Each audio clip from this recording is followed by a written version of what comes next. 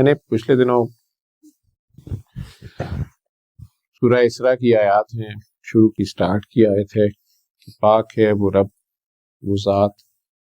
جو راتوں رات اپنے بندے کو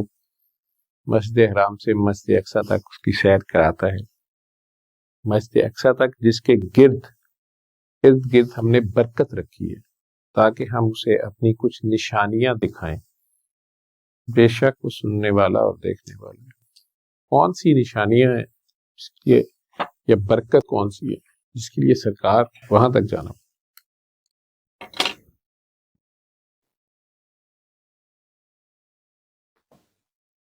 کی کوئی تشریح کسی نے پڑھ رکھی ہے یا کوئی کسی تفسیر میں سے ہو؟ میں نے سوال کیا تھا، آپ میں سے کسی نے دیکھا؟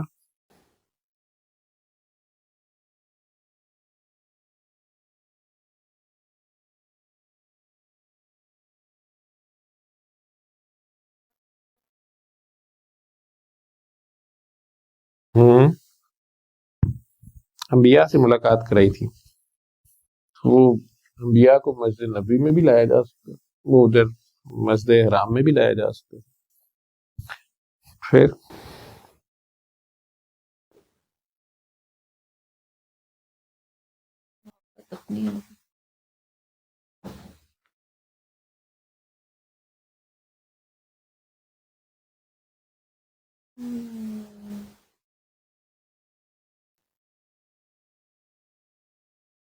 سفر معراج جو ہے اس کا پہلا مرحلہ جو ہے براق کا یا جبرائیل علیہ السلام اللہ جس طریقے سے بھی انہوں لے کے گیا ہے وہ یہ ہے زمینی سفر ہے، پھر وہاں سے آسمانوں کا سفر ہے۔ اس میں اللہ کہہ رہے ہیں کہ وہاں برکت ہے اور خاص نشانیاں ہیں۔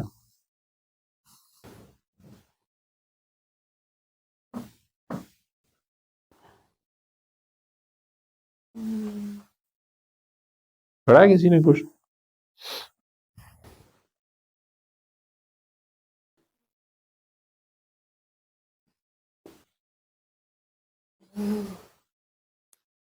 یہ بھی ہم سب کو پتہ ہے کہ وہاں نبی کریم صلی اللہ علیہ وسلم نے تمام انبیاء کی جماعت کرائی، امامت کرائی،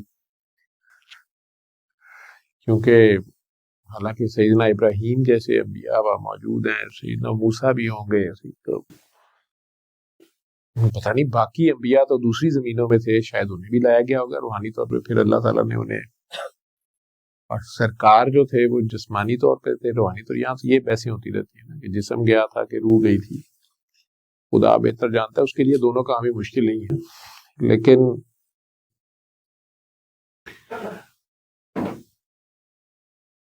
اگر دوسری سرزمینوں سے باقی انبیاء کو وہاں لایا گیا، کچھ تو وہاں ہی تھے، حضرت ابراہیم علیہ السلام میں کچھ الہدا کی بڑی مین ہے رہی ہیں۔ آپ کیا پڑھا ہے آپ نے، آپ کیا بتایا گیا آپ کو؟ میں سوچتا رہتا ہوں اس پہ، اگر تو غلط ہوں گا تو کوئی نہ کوئی عالم، کسی عالم سے پوچھ کے نیچے لکھیے گا، لیکن مجھے لگتا ہے کہ وہ ہمارے ہاں یہاں بحث ہوتی رہتی ہے کہ انبیاء یا اللہ کے نیک بندے یا شہید کے بارے میں تو کلیئر کٹ کہہ دیا گیا، شہید صدیق سے بھی نیچے ہے، شہید کے بعد صدیق ہے، صدیق کے بعد انبیاء ہیں۔ شہید نہیں مرتا، اس کے بارے میں مت کرو کہ وہ مردہ ہیں، انہیں رزق بھی دیا جاتا ہے اور وہ زندہ ہیں، صدیق ان سے اوپر اور انبیاء ان سے اوپر۔ وہ اپنے آرام گاہ جو بھی ان کی آخری آرام گاہ، جسمانی آرام گاہ جہاں بھی ہوتی، وہ کسی فارم میں زندہ ہی ہوتے ہیں۔ اللہ تعالیٰ نے وہاں امامت بھی کروائی، ان کی حضور سے ان کی فزیکل ملاقات بھی ہوئی، وہاں ان سب کے دربار تھے، اللہ کے بندوں کے جو دربار ہیں وہ وہاں تھے، اور نبی کریم صلی اللہ علیہ وسلم نے امامت ضرور کرائی، لیکن بہرحال وہ پچھلے انبیاء یا سینئر رہے پہلے، وہ چل کے جانا جو ہے یہ بھی اللہ تعالیٰ نے تعظیم کا ایک پہلو ہے۔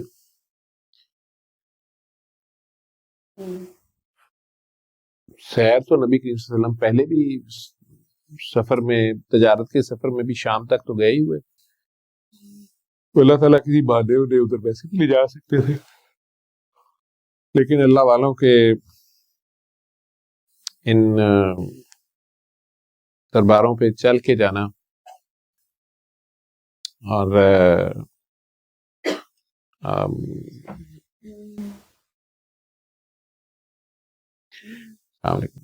وہاں حاضری دینا اور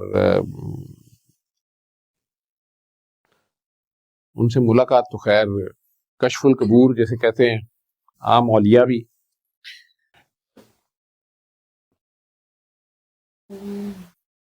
کہتے ہیں رابطہ کر سکتے ہیں، یہ ہوتا ہے اللہ والوں سے، لیکن بہرحال چل کے وہاں جانا ان اللہ کے بندوں کے ان درباروں پہ جہاں اللہ کے دوست حضرت ابراہیم علیہ السلام جیسوں کا دربار ہے، وہاں پہ سرکار کے وہ بڑے بھی ہیں، دادا بھی ہیں، اور پھر اس جگہ پہ اللہ تعالیٰ نے امامت بھی نصیب کی، وہ جگہ وہ کمرہ ابھی بھی وہاں ہے، دکھایا جاتا ہے، اور پھر وہاں سے آسمانوں کا سفر ہے ان کا۔ 27 رجب کل گزری ہے، یہ خاص دن ہے۔ آپ کے اندر کنٹروورسیز ڈال دی گئیں، ان بحثوں میں ڈال دیا گیا کہ جسم گیا تھا کہ روح گئی تھی، یہ کہہ دو گے تو درجہ بڑھ جائے گا، کم ہو جائے گا، کہیں شرک نہ ہو جائے۔ جب اللہ کے بندے کی تکریم، اس کا پیار، اس کی عزت اگر آپ صرف اس لیے کر رہے ہیں، اس کی توصیف، اس کے فضائل، اسپیشلی وہ سرکار دو عالم ہے، یہ شرک نہیں ہے۔ اس کے اوپر بھی قرآن میں آیت ہے کہ اصل کافر یہی ہیں جو اللہ اور نبی میں فرق کر رہے ہیں، یہ لفظ ہیں اللہ کے، اس لیے فضول کی بحثوں میں نہ پڑا کریں، اس میں غور کر لیا کریں اللہ کیا کہہ رہے ہیں، ٹھیک ہے۔ باقی اللہ اللہ ہے اور بندہ بندہ، ایک اللہ ہے اور باقی مخلوق ہے، اس میں کوئی بحث ہی نہیں ہے، لیکن اللہ نے اپنی طرف بلانے کے لیے، اپنے میسج دینے کے لیے انسانوں میں انسانوں کو ہی چنا، انسانوں تک ہی جانا پڑتا ہے اللہ تک جانے کے لیے، اللہ نیچے آگے کسی کو نہیں ملا خود، اس کے بندے سے ملاقات کرنی پڑتی ہے۔ پھر یہی وہ ٹیسٹ ہے جو شیطان پہ آ گیا تھا، اللہ کریم نے اچانک کہہ دیا کہ یہ تم سے بہتر ہے، اس کو اوبے کرو، آج سے تم اس کے انڈر ہو، اور یہی چیز مسئلہ بن جاتی ہے ہمارے لوگوں کے لیے۔ اور نہیں جی اسی نہیں کسے نو مندے، اسی ڈائریکٹ اللہ دے نال، ڈائریکٹ اللہ کے ساتھ اللہ کا بندہ ہوتا ہے، اور وہ اللہ کا بندہ محمد عربی ہے، ٹھیک ہے، وہ اللہ کے لیے کافی ہے، اللہ کہہ رہا ہے وہ اس کے لیے اللہ کافی ہے، ہمیں ان کی پیچھے کھڑا ہونا، انہیں مائنس کر کے آپ اگر اللہ لیں گے، اس اللہ کو ابو جہل مانتا تھا، کہتا میں بھی ابراہیم علیہ السلام کے اللہ کو مانتا ہوں، باقی وہ پہچان حاصل نہیں کر پا رہا تھا اس کو، شیطان بھی مانتا ہے اس اللہ کو، لیکن وہ کلمے کے دوسرے پارٹ کو نہیں مانتا، شیطان بھی مانتا ہے لا الہ الا اللہ، لیکن آدم اور رسول اللہ کو نہیں مانتا، یا محمد رسول اللہ کو نہیں مانتا۔ یوسف علیہ السلام کے بھائیوں کا بھی یہی جرم تھا، وہ لا الہ الا اللہ، آدم رسول اللہ، ابراہیم رسول اللہ، دادا رسول اللہ، ابا رسول اللہ ماننے تک تو تیار تھے، لیکن جہاں اللہ نے کر دیا کہ لا الہ الا اللہ چھوٹا بھائی رسول اللہ نے کہا ہم نہیں مانتے، ٹھیک ہے۔ اور مختلف قومیں اپنے انبیاء کا انکار اس بات پہ کرتی رہیں کہ لو یہ تو غریب ہے، لو یہ تو ہم جیسے ہی ہے، ٹھیک ہے، اللہ کے بندے کے بھی سینگ نہیں ہوتے،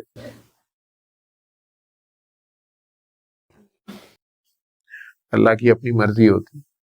اسی طرح اس کے اولیاء ہوتے ہیں، وہ اس لیے احتیاط کیا کریں کسی کے اوپر بھی کومنٹ بازی کرنے سے پہلے،